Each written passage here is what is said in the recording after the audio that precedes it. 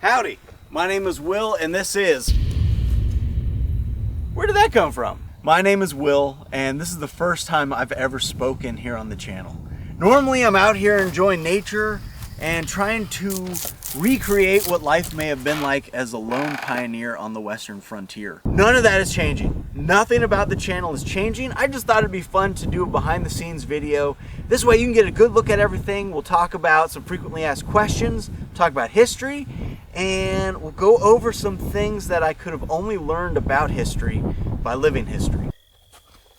But most importantly, I need to thank you. Without your support, I would not be able to make this channel possible. This means the world to me. I'm having the time of my life coming out here, building and making these videos, so I cannot thank you enough. And your comments are amazing. I have the nicest comment section of the entire internet, and I can't tell you how much I appreciate it. Thank you, I love you, and God bless you. Always gotta look for snakes. There was a massive, like 4-foot bull snake in here yesterday. This is the biggest, nastiest snake I've ever seen.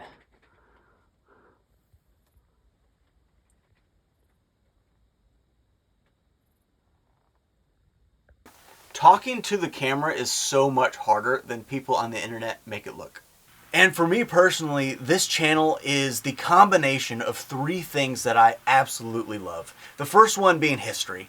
I have been fascinated by especially the western expansion of the United States for as long as I can remember. I've fantasized about this for hundreds of thousands of hours.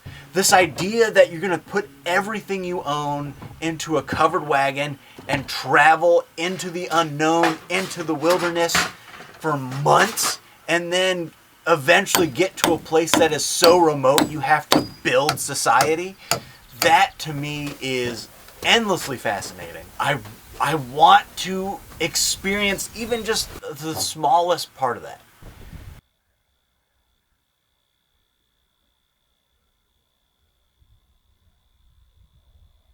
So I love history, but I also love building things. I like using my hands, I like using tools.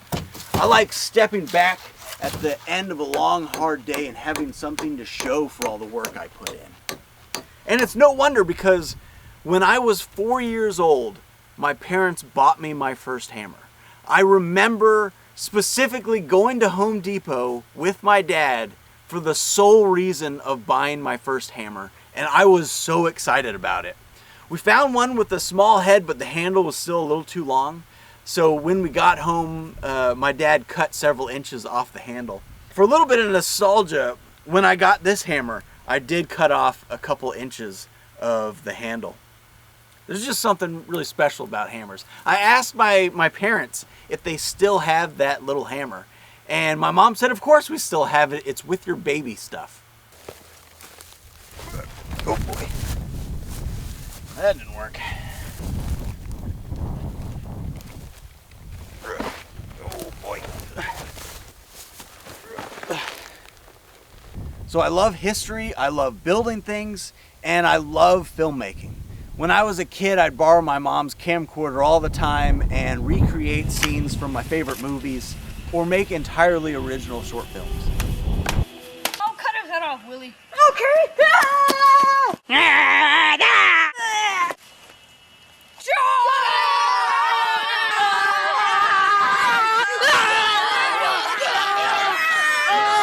My marshmallow! Bring fire!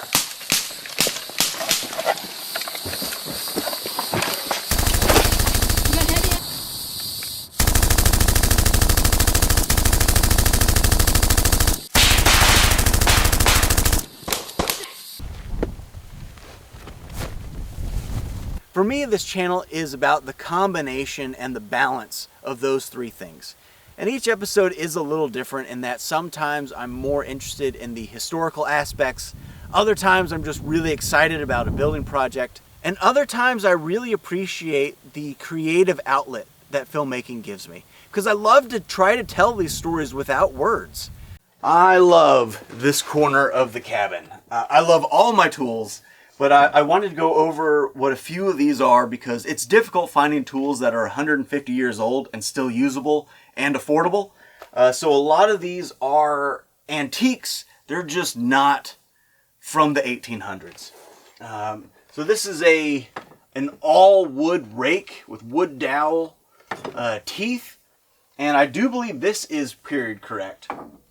But this shovel, this is actually a French coal shovel.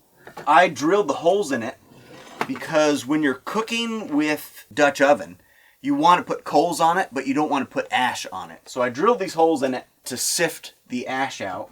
This shovel, this is another coal shovel. I believe this one is Croatian. And what I really like about it is it's got these meaty rivets. I have several Cold War tools. This is Romanian, and this hatchet is also Romanian. This axe head is Russian. What I like about this axe is it just looks primitive. It looks like it's a lot older than it actually is. To me, it looks like they were still trying to figure out what's the best shape of an axe head when they made this. Another one from the Cold War. This is a NATO pickaxe, and I love how thick the handle is on this. The handle's thick and the blades are thin, so I thought that was a good combination. I think this was like 15 bucks. And hidden inside of here is a large fire extinguisher. As much as I love trying to be historically accurate, having a fire extinguisher is a smart thing. And so I keep it hidden, but it's here if I ever need it. When I do have fires, I always have a bucket of water out also, just because I would hate to burn this place down. A lot of people were asking why I didn't use a scythe in the last episode when I was cutting the grass. Problem with right around the cabin is it's a little hilly, and you really need flat ground for these to work. However, I cannot seem to get the rhythm down to cut well with these. I don't know what I'm doing wrong. I sharpen them. I watch a lot of videos on how to properly use this, and I just can't seem to do it correctly. And I do love this saw. This might be my favorite of all the tools that I own. It just works so well. I'm getting worried that this really beautiful handle's cracking in a couple places, so I have a replacement for it, a modern made replacement for it, but I'll hate when that breaks. I tend to break a tool about every 2 months. I break a new tool. This pistol has a story. My parents found this at a flea market many years ago and gave it to me for Christmas.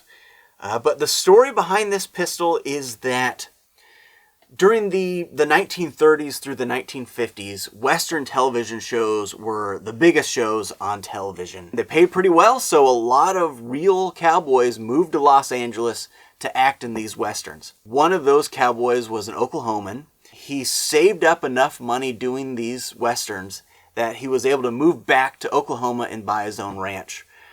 And on the final day of filming, he must have been well liked because the studio gave him this revolver and holster that he was using on the final day of filming. I don't have any way to verify that story, but when you look at the revolver and just the wear on it, I believe it. This looks like it was well used and abused. These grips are probably not original. They don't fit perfectly. The only wordings on it says Great Western Arms Co. Also, this shoots very well. The action on this is really smooth. No doubt from just firing hundreds and hundreds of blank rounds. But I do shoot it with real bullets. These are cowboy loads, so they're not quite as charged. The holster. This holster might be worth some money. There was a specific holster maker in Los Angeles who put metal in the holster so that, you know, you get an actor who doesn't know what they're doing and they shoot off a blank point at their leg. This will really save them. But it's got a classic Hollywood drop style. The belt buckle is a horseshoe, which I doubt is historically accurate. All right, Pilgrim. It's time for you to mosey on out of here. Now, you can keep my wife, but you give me back my dog. Bang!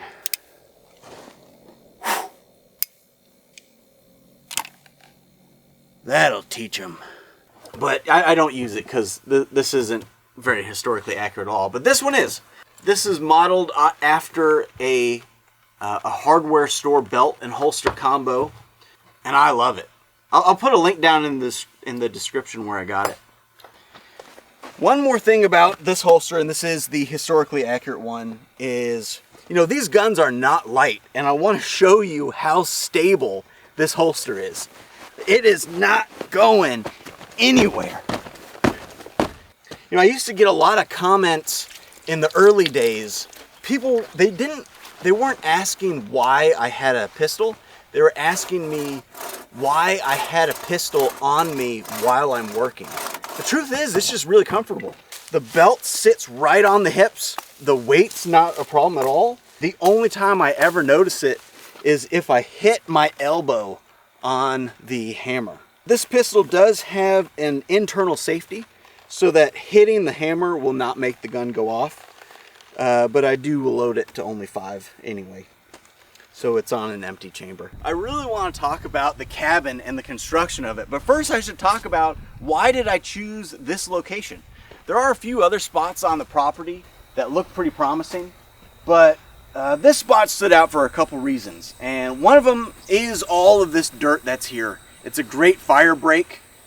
We have the wind blowing this way, and with my fire here, I've got all this dirt here that I'm not going to catch on fire. Also, I noticed that this spot is wet for most of the year. Behind me, this hill, it's a little difficult to see because of how tall the grass is, but the way the contour of the land is shaped, the water runoff funnels to this spot more than any other spot on this side of the hill. And I knew that if I was able to catch that water in spring, I'd have a reliable source of water all year round.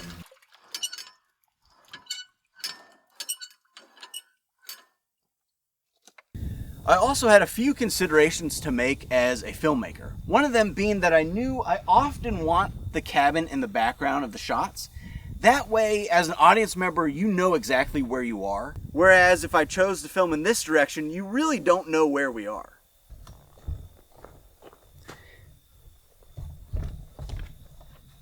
And the reason this is important to take into consideration for where to build the cabin is I wanted the sun to set behind the cabin. And the reason that the direction of the sun was so important to me is because if I always place myself in between the camera and the cabin, and the sun is setting behind the cabin, you get the shadow of the camera.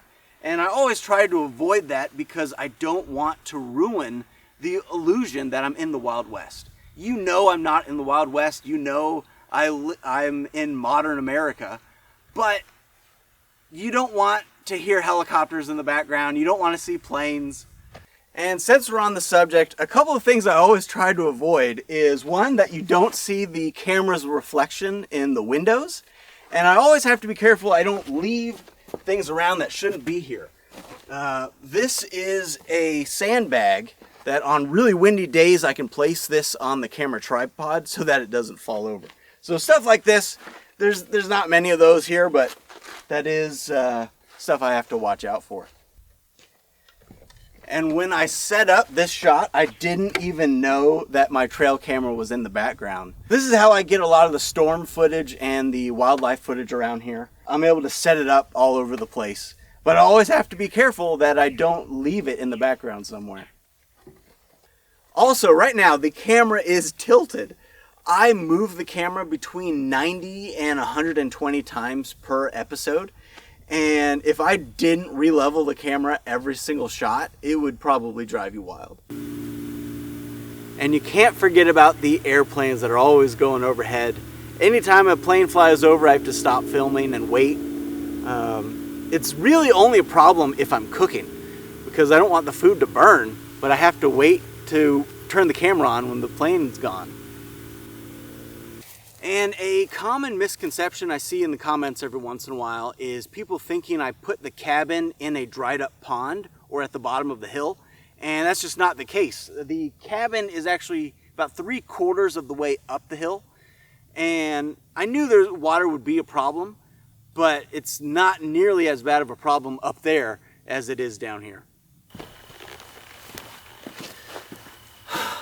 I'm out of time. There's so much more I wanted to talk about in this video. I wanted to talk about my plans for the workshop and how I built the cabin. I never even mentioned the wagon. Well, this was fun. We'll do this again in the near future. But thank you so much for watching. Again, your support means the world to me. I cannot tell you how much I appreciate you. And I love reading your comments. Please give the video a like. There is an option near the like button somewhere if you'd like to donate to the channel, but I don't need your money. Your money's probably better spent somewhere else. And you know what? There's a charity that I like. I'll put a link in the description below. You can donate to them. They're called My Stuff Bags. And so a lot of kids, when they go into foster care, they're taken out of bad environments. And so often when that happens, the kids don't actually own anything. They go into foster care with the clothes on their back, and that's it. So My Stuff Bags is a charity that gives them a bag full of toys, stuff that they can call their own. So yeah, donate to them, not to me. And oh, mosquitoes are out. And remember, love the Lord God with all your heart and with all your soul and with all your mind and with all your strength. Thank you so much, and I hope you have a great evening. Did you hear that? I heard them. Where are they? They're all around me. They're all around me!